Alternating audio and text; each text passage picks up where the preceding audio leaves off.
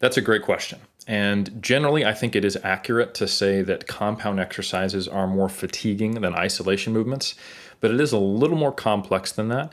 And I think we have to think about what the source of fatigue is and what we mean by that. So, generally, it is true that when you're doing a compound exercise, there's a greater energy expenditure per rep because you're using more muscle mass and you're typically moving heavier loads. And you can generally extrapolate like what is going to produce more energy expenditure. It's movements that allow you to move more load. It is just a function of essentially the work you do, distance times load times reps times sets that generally scales with energy expenditure. So if we're talking about metabolic fatigue, cardiometabolic fatigue, that's just basically the amount of energy you have to produce and therefore the metabolic byproducts you produce from producing it. Yeah, squats, say compared to leg extensions, are going to produce more fatigue. They should have a greater total glycogen depletion, not necessarily in just one location, but if you think about it, a leg extension, you're only using your quadriceps. A squat, you're actually using your lower back, your glutes, a little bit in your hamstrings, but not much, a little bit in your calves, but not much, and your quads as well. And there's a lot going on there. You're moving heavier loads. With that said, we have to think to some degree about the differences in the exercises we're comparing as well. So there's actually research that supports the idea that compound exercises do produce more fatigue, and even specifically in this example we're talking about. So there's a study by Carmaggio et al. In 2020, and what they did is they compared sets of leg extension for sets of squats, and they both, in both conditions, they did 5 sets to failure at an 8 RM load, okay? And they found that there was greater soreness and swelling over a 36-hour period in the quadriceps from doing squats versus leg extension. So it sounds like this case closed. You know, Brad Schoenfeld is right in this instance. He often is. Great guy. And you get more fatigue from doing compound movements. However, we also have a study that came out in 2015 by Soares and colleagues, where they compared a one-arm row with a bicep curl, and they looked at biceps fatigue.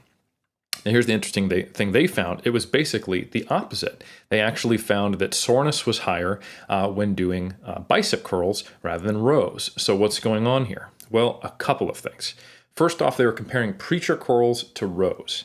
And if you think about the position that you're in a row, you're actually in more shoulder flexion. Now, the bicep is a weak shoulder flexor. That means that in this position versus, say, a preacher curl here, the bicep is a little more stretched, okay? Additionally, we have to think about what is the nature of a compound movement like a row.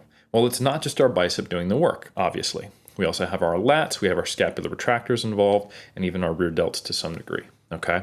So that means that you're only going to see a high level of bicep fatigue if that's the limiting factor. If by the time you hit failure on that set of, in this case, they did 8 sets of 10 RM, that set of 10 reps on rows, if it's because the bicep is actually being fatigued, if it's the quote-unquote weak link in the chain, then you might expect to see a similar level of fatigue. But it's these two factors, and that the person could be hitting failure in the row, these subjects in this study, for another muscle group being fatigued, or the collective force output not being enough, in addition to not being in as stretched of a position, so you're not creating as much muscle damage in the bicep. So that is probably why, in this case, the isolation movement caused more bicep soreness.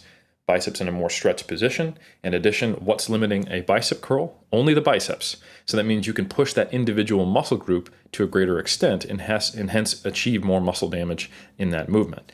So it depends on whether we're talking about global energy expenditure and the related cardiometabolic fatigue, then clear, no question, you do get more fatigue from compound movements. But if we're talking about specific muscle group damage, then you're often going to see slightly more fatigue in isolation movements for the muscle that's being isolated. But this too can depend on the biomechanics and the movement. Let's go back to that study by Carmaggio, where we saw that the squats produced greater fatigue in the quadriceps versus the leg extension. Was it really because it was a compound movement, or is it because in a squat, if you're squatting to depth, you're actually seeing a greater range of motion about the knee and then putting the quadricep on a greater stretched position than you do in a leg extension, where typically you're seated in a chair and you're just going down to about that 90 degree angle in your hip and knee. So it's very possible that the greater fatigue, or in this case, soreness and swelling observed in the quadriceps from Carmaggio et al. 2020, was not because it was a squat versus a leg extension, but rather just it was a greater stretch position in the squat versus a less stretch position in the leg extension. So to answer your question more broadly, when we think about the fatigue that's going to be induced by an exercise, we need to think about the range of motion, the biomechanics of the position it'll put you in. For example, that example of the bicep, considering it's a weak shoulder flexor, and when you're in shoulder extension, it's stretching the bicep more. And when you're in more shoulder flexion, it's stretching it less. So that's going to produce less mechanical tension and therefore less muscle damage in a more flexed position. So the biomechanics of the individual muscle, the range of motion of the movement, and then also when you think about a compound versus isolation movement, you need to think about what is the weakest link and what type of fatigue do we care about? Because there is the local muscle damage, there's the total energy expenditure, which might have nutritional implications, or it could have implications on subsequent exercises. If you do squats, deadlifts, leg press, you're going to be accumulating so much cardiometabolic fatigue, especially if they're high reps, especially if rest periods aren't sufficient, where performance will drop off on subsequent exercises. But that might not matter, say, 48 hours later. However, if you do a whole bunch of stretch position isolation work for a single muscle group, then you might be sore in that muscle group and not able to effectively train it for, say, 72 hours. So it depends. Other things to consider would be the quote-unquote fatigue that you might experience in joints. This is really just not muscle damage, but general kind of body aches and pain that can come, and this is me speaking as someone who's almost 40. If I do a lot of squats, even if I'm not going to failure, even if I'm not using a super long range of motion and trying to bottom out, my hips and my lower back are going to tell me I probably shouldn't squat at least the next day, at least not with much volume or load. And that can be load dependent for some people. It can be range of motion dependent for some people. It can even be bar position dependent, like, your low bar squats don't, bother your hips, but high bar don't. So it needs to be a little more individualized, and a blanket statement like, hey, compound exercises are more fatiguing than isolation exercises, only conditionally true. And really just if we think about it from that kind of energy expenditure standpoint and the fact that we're fatiguing multiple muscle groups at once, if you will. So what does that mean for programming, which is kind of what you're getting at with your question? Should we be using more isolation or more compound exercises? Really, it's a trade-off. If you think about it, the squat trains a lot of muscle groups at once. And if you wanted to effectively train only isolation movements, you need to do a leg extension, a back extension, and a hip thrust to get more or less equivalent to what that squat did. So yeah, it's producing more acute fatigue because more joints are active. And if you try to isolate joints, there's less fatigue because only one joint is active. But that means you then therefore have to do additional isolation movements. There's also other considerations. A leg extension is going to effectively train your rectus femoris, while a squat won't. It's primarily just going to train your vasti muscle groups, the vastus lateralis, medialis, etc. And that's because the rectus femoris is also a hip flexor. So when you're doing a squat, which includes hip extension, it can't be as active. That's why it's not a great hamstring exercise either, the squat, because of the knee flexion action of the hamstring and the hip flexion action of the rectus femoris both oppose the primary joint actions of a squat, knee extension and hip extension.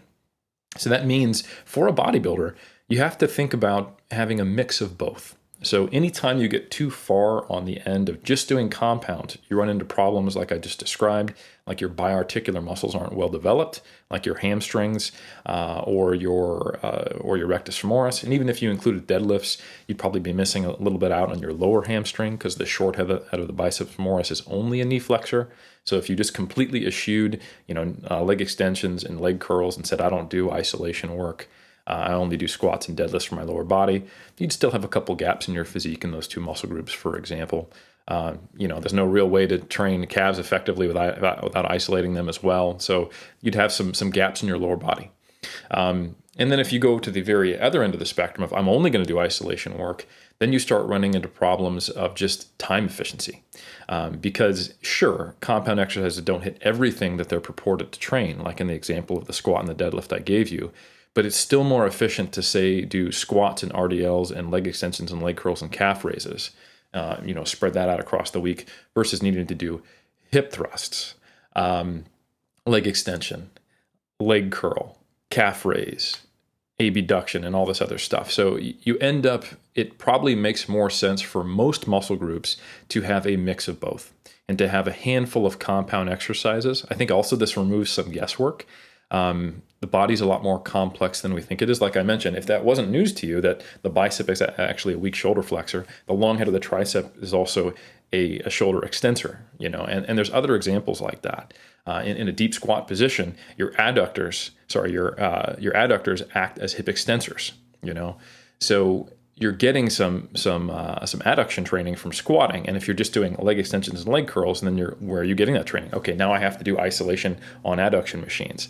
So to replicate some of these compound movements with isolation exercises, you sometimes have to do more exercises than you think.